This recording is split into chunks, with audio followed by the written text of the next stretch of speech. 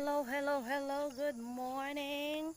Magkuha na po tag tubig din sa silong kay dili mo saka. Ko. Ano ba 'yan?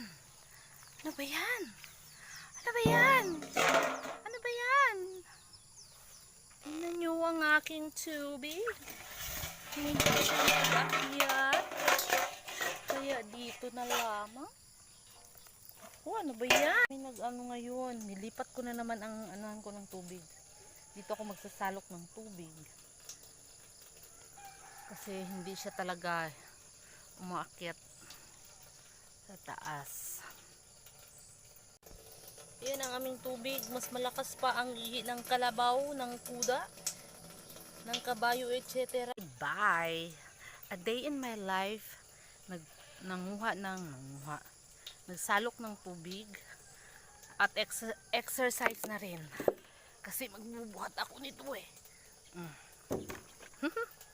Pabels.